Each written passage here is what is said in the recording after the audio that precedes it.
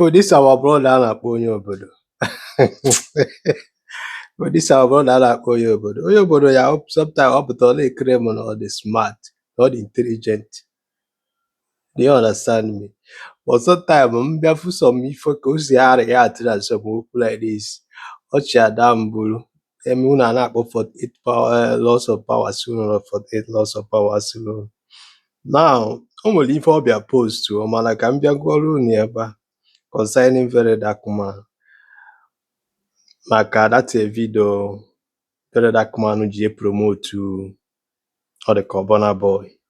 Ihe a bụ ife nọ online before issue of gịnị B-roll na Verydarkman.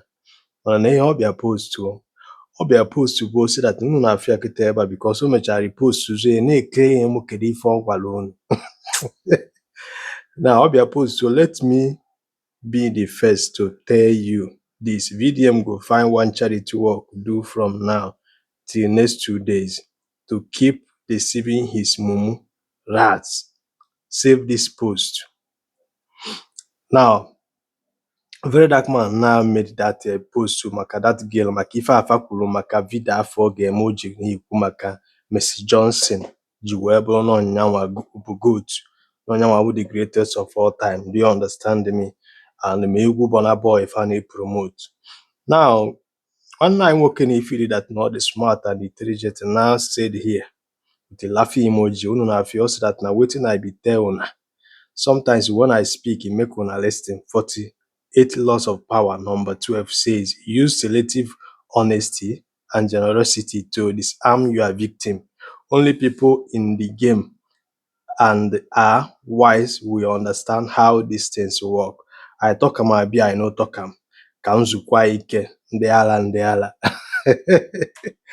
Away for if we Verydarkman just so na-expose a lot of our people. Ka ndị mmadụ na-afụ how ignorant fad. M na-agwa gị eziokwu. Some of you will not understand the kind of game Verydarkman na-agba.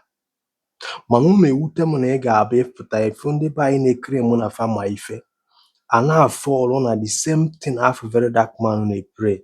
Now, ọ sị kịta that na Verydarkman ndị na-efuru Verydarkman wụ ụmụ rat. Now, B-Lord is now the CEO of Latte. So his B-Lord and his group also ụmụ rat. Make we dey use our brain on this social media. If this Verydarkman unu create unu trend unu niile na-afọ and he will keep on exposing a lot of you guys.